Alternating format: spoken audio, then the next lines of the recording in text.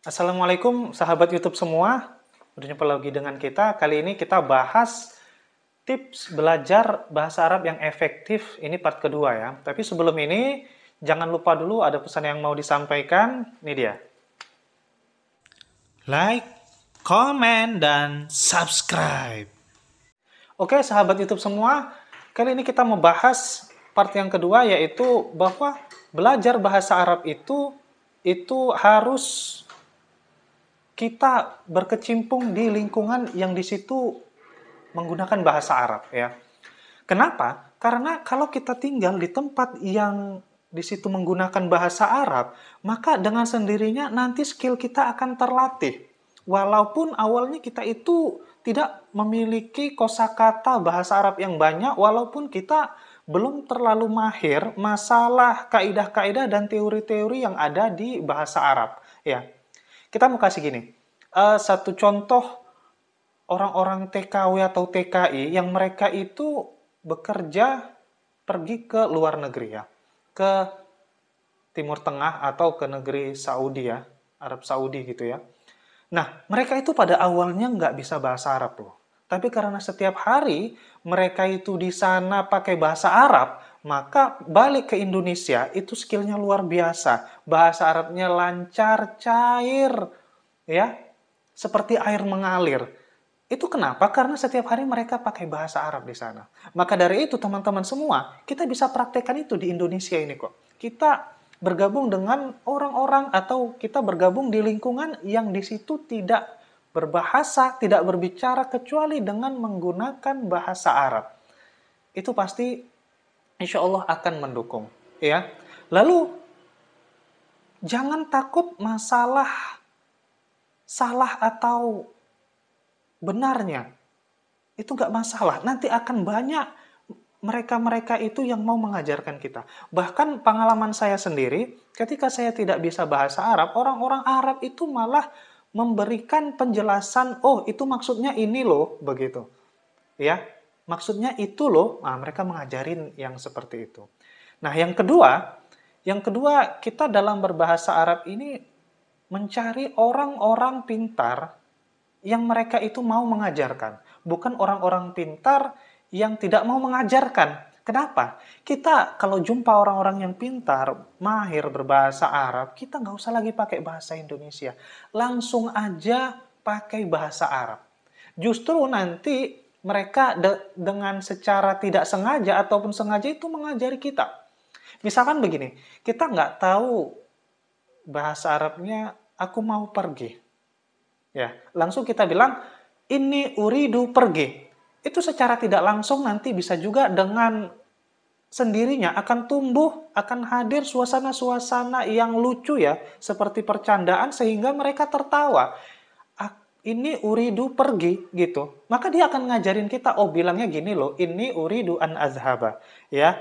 Maka dengan cara yang seperti itu, dengan sendirinya nanti kosakata kita terus bertambah. Bahkan yang seperti ini, teman-teman semua, nggak pun kita bawa kamus, itu dengan sendirinya nanti akan bertambah kosakata kita. Ya, itu kita akan menjadi kaya akan kosakata begitu. Jadi jangan kita mencari orang-orang yang tidak mau mengajari. Kenapa? Karena yang seperti itu punya mindset yang tidak membangun. Tidak membangun dalam artian kalaulah dia harus benar-benar pintar dulu baru mau belajar, itu nanti belajar bahasa Arabnya akan terhambat. Kenapa? Waktu terbuang. Karena bahasa Arab ini itu ilmu terapan ya. Bahasa Arab itu ilmu terapan, ilmu praktek, ilmu yang harus langsung diamalkan dan langsung digunakan. Karena kalau enggak nanti dia langsung mati. Iya, kalau kita langsung mempraktekkannya, maka dengan sendirinya kita belajar dari dua sisi. Yang pertama kita belajar dari teori, yang kedua kita belajar dari pengalamannya. Ah, begitu. Kita belajar dari pengalaman itu lebih keren loh.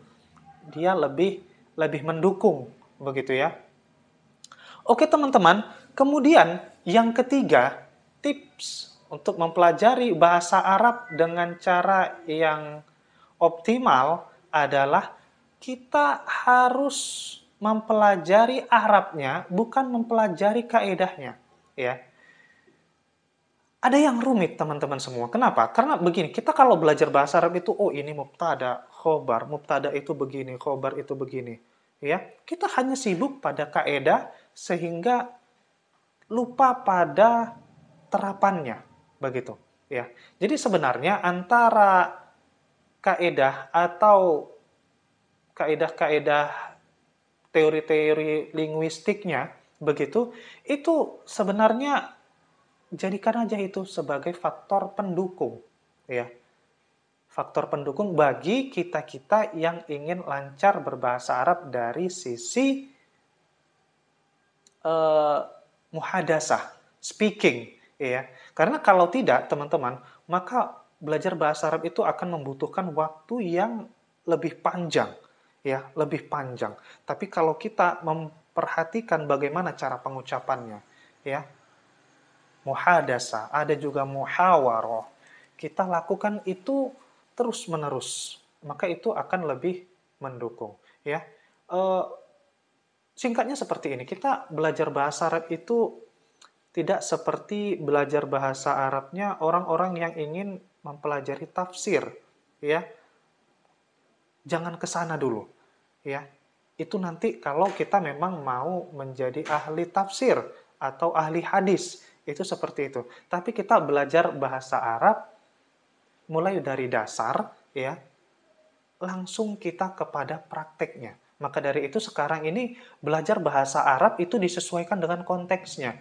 Orang-orang yang mereka misalkan bekerja di rumah sakit, ya, maka konteksnya, contoh-contoh dari penerapan bahasa Arab itu harus yang ada di rumah sakit, ya.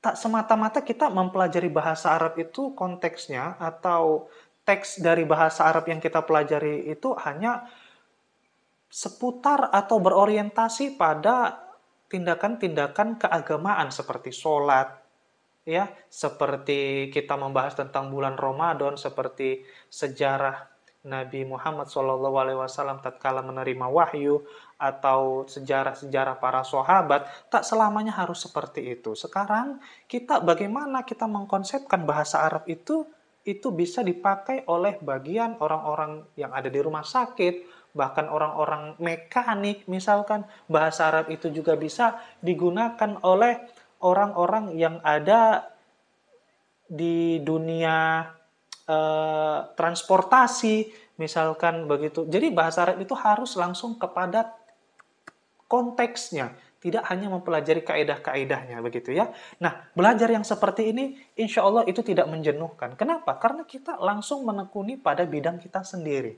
Seperti nelayan, ya, dia bisa menggunakan itu, tapi pintar-pintar kita mengkonsepnya bagaimana agar bahasa Arab itu tetap menyenangkan, tetap menggembirakan dalam mempraktekannya. Baik teman-teman semua, ini tips lanjutannya, mudah-mudahan bermanfaat bagi kita semua. Ya, terima kasih. Assalamualaikum warahmatullahi wabarakatuh. Sampai jumpa.